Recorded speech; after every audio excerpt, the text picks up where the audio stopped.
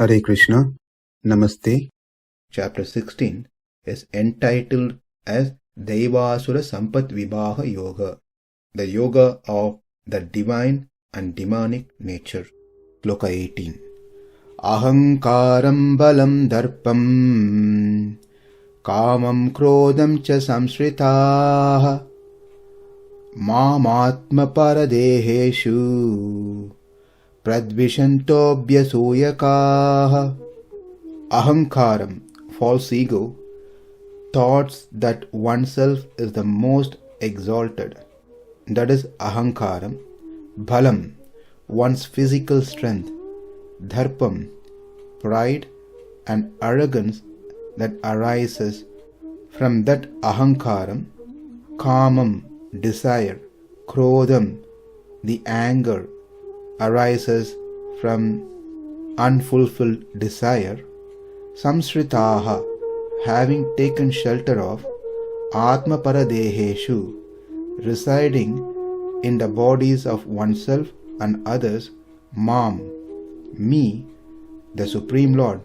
Pradviṣanto, hating. Bhyasūyakāḥ, or envious of. Translation: bewildered by false ego, strength, pride, lust and anger, the demons become envious of the Supreme Personality of Godhead, who is situated in their own bodies and in the bodies of others, and blaspheme against the real religion. It is said, Bhagavan eva sarva kārayati. Bhagavan, that the Supreme Lord, only He gets everything done. Whereas these people, ahaṅkāraṁ, I am superior to all the rest in every way. I will do everything myself without needing anyone's help. It is said, when the yagas, yajnas and homas, the rituals performed with arrogance, with such mentality, will only yield perishable benefit. That these demoniac type of people do not realize. There are 5 factors are given in this sloka: ahaṅkāraṁ, balaṁ, darpaṁ, kāmaṁ and krodhaṁ. Second, balaṁ, the idea that one's own might would suffice to carry out everything, instead of seeking the help of the strength of the Lord. It is said that bhagavato balena, bhagavato viryena, bhagavatas tejasa, bhagavatah karmana, bhagavatah karma karishyami, bhagavato vasudevasya. Balam, viryam, tejas, everything is actually coming from the Lord. Therefore one must seek that Vasudeva to get the strength. Whereas this person says balam, that he has all the strength to carry out anything that he desires to. Or with this balam, he can destroy those things which doesn't satisfy his desires. Darpaṁ, the arrogance arise out of the above 2 factors, ahaṅkāraṁ and balam, that there is none equal to them. That is darpaṁ. And this is the reason why they show disrespect to others and do not honor even those who are worth of being honored. That is darpaṁ. Kāmaṁ, what they desire is theirs to have. Everything that's enjoyable belongs to them, and they will try to attain those things by their own ability. It is important to stress that point of their own ability, because that's what their idea is, to deny the existence of God or any good fortune. Krodhaṁ, according to them, their opinion, their anger is sufficient enough to destroy, burn those people who harm them. In other words, those becomes an obstacle for them to attain their desired objects. So this idea is directly opposes to the actual fact, that is, to attain any desired things or to get rid of any undesirable things, one requires the grace of Lord. Not otherwise one can do either one of this, but they feel that they can do both by themselves with their ability. They believe that kāmaṁ fetches what they want and their krodhaṁ removes what they don't want. They can make things happen with these two things, kāmaṁ and krodhaṁ. saṁśritāḥ, samyak āśritā. They firmly hold on to their view that their āhaṅkāraṁ, balaṁ, darpaṁ, kāmaṁ, krodhaṁ, that's stated above, are the only causal factors and nothing else is needed. Absolutely not need of anything else. Hence they fully rely on these 5 things.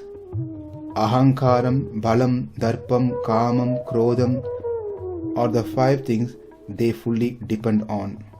That's the first half of the sloka. The second half of the sloka states, Mam ātma-para-deheṣu pradviṣanto bhyasūyakāḥ. Ātma-para-deheṣu Mam, me, Krishna says me, the Supreme Self who dwells in their bodies. Whoever is talking like this, whoever is having a mindset like this, in their bodies I dwell, as well as in those of others. It is not that God only dwells in the heart of those who believes Him and not in those who doesn't believe Him. He is situated in everyone's heart, and being situated, He is the one who urges everyone into action. The 7th case which is being used here in this term, deheṣu, indicates that Krishna resides in the bodies. And this is also confirmed in Shrutis elaborately, that Krishna dwells in our bodies to activate us.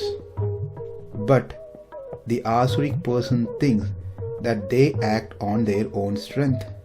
First of all, they don't even agree that they are Atma who are different from the body.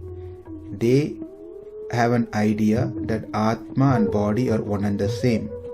In that case, where is the point for them to even agree there is another Supreme Atma called Paramatma within them? They are not going to agree to that. Then the question to them is, how do you function? How do you do actions? Well, it is just because of my own strength. I perform any kinds of action that I desire to. We already learned in the previous chapter, Purushottama Yoga, that one who realizes that Krishna is that Purushottama, the Supreme Personality of Godhead, who is free from any imperfection, no doshas, no faults, and possessing infinite auspicious qualities of unsurpassable excellence, one fulfills one's obligation. This was explained in the 19th sloka of the 15th chapter. Yo mam evam asammūdaḥ jānāti puruṣottamam sa sarvavid bhajati mam sarvabhavena bharata.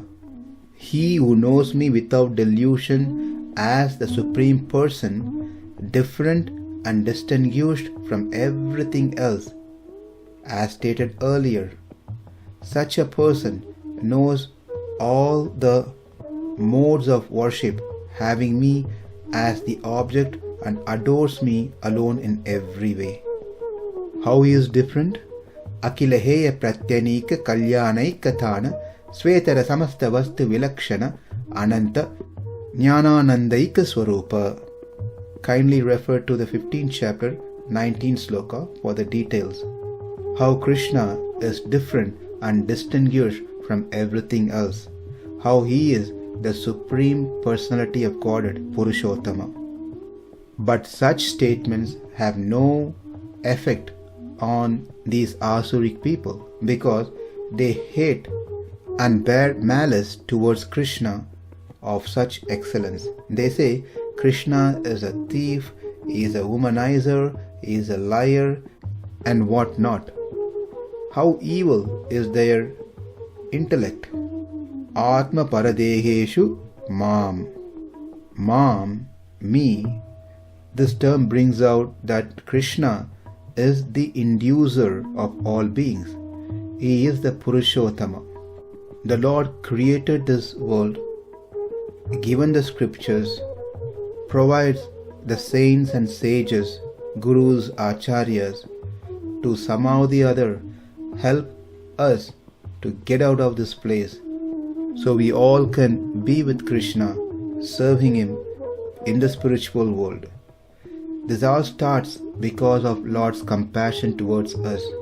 But these people, they twist all the good qualities into blemishes as faults. They see good qualities of the Lord as faults. Rather they say, he is a thief, he is born behind the bars, he is born in a dark room. He was afraid of his mother who is going to chastise him for stealing butter. But least that they know that if we meditate the pastime of Krishna stealing butter, our heart will be stolen by Krishna. If we meditate the pastime of Krishna being born behind the bars of Kamsa, we will be released from the prison house of material world. If we meditate Krishna's birth in dark room, we will be removed from our darkness of ignorance. If we meditate Krishna drinking milk from his mother Yashoda, we will not take birth to drink mother's milk again. āhaṅkāraṁ balaṁ darpaṁ kāmaṁ krodhaṁ ca saṁśritāḥ māṁ ātma-para-deheṣu. Now we'll see the last line. Pradviṣanto bhyasūyakāḥ. They literally cannot tolerate anyone speak about the existence of God. They try to invent false arguments to assert that God does not exist. Since they are unable to tolerate the existence of God, they therefore violate the instruction of God and conduct themselves in opposite ways, in bizarre ways. That is, they develop envy and malice, which leads to hatred. Anasuya, meaning not feeling hatred towards others, not having envious nature, not having malice.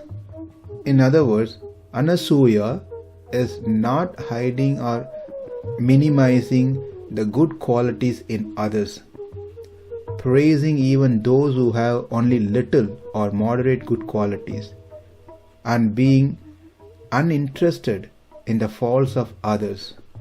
That is Anasuya. They never try to suppress others' good qualities. Rather, even if there is the slightest good quality, they try to project it as if they are the best. And very importantly, they are least interested in the faults of others. They do not focus in the faults of others. Rather, they try to focus on finding some good qualities in others. That is Anasuya. Whereas Asuya is quite opposite. These envious persons of demoniac nature discover flaws in the very idea of the existence of God, and obviously they minimizes any good qualities one might have and maximizes one's negligible faults. Or even they go to the extreme that they try to invent faults in others, though one may not have. They are very much interested in finding faults in others, not the good qualities. Because to their eyes, they can't see the good qualities, they only see faults in others. If they don't find faults, they will make up one and project it to the world as a fact. The demoniac natured ones who has this quality of asuya discover flaws in the very idea of the existence of the God through some arguments, such as, if the individuals are subservient to Krishna, how can any karma be influenced upon them? If we say, well, it is karma which yields the fruit, then their argument back to us is, then what is the need of God?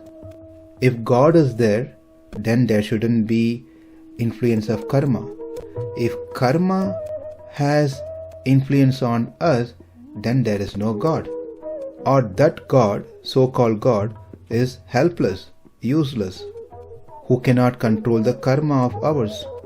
In this way, asuya is superimposing blemishes in the existence of God, and hatred is the absolute intolerance of God's existence. It is said that even the ancestors of one who is envious and hatred towards the Supreme Lord, who is Krishna, who is God of all gods, will suffer in hell for many years. And if one keeps in contact with such demoniac people who are envious, who has the nature of asuya, will never be saved even if they take bath in many holy waters several times. To summarize, these demoniac people are full of egoism. The egoism of the form, I do everything myself without requiring help from anyone. They are filled with a sense of power in the form, my own power is adequate to complete everything. They are also filled with arrogance of the form, there is none equal to me. These people have an excessively favorable opinion of their own ability that comes out in the form that I can get everything by just desiring it. I shall kill anyone who hinders me. These people of demoniac disposition bear strong malice towards Krishna, the Supreme Personality of Godhead, who dwells in their own bodies and also in the bodies of others. Being unable to tolerate the very existence of God, they perform work such as yaga, yajna, homa in their own ways, which are not prescribed in the scriptures. Now, what do Krishna grant to such people who perform Vedic sacrifices just for the sake of name and fame, entertaining asuya and hatred towards Krishna himself? This will be explained in the next 2 slokas. āhaṅkāraṁ balaṁ darpaṁ kāmaṁ krodhaṁ ca saṁśritāḥ māṁ ātma-para-deheṣu pradviṣanto bhyasūyakāḥ. Namaste. Hare Krishna.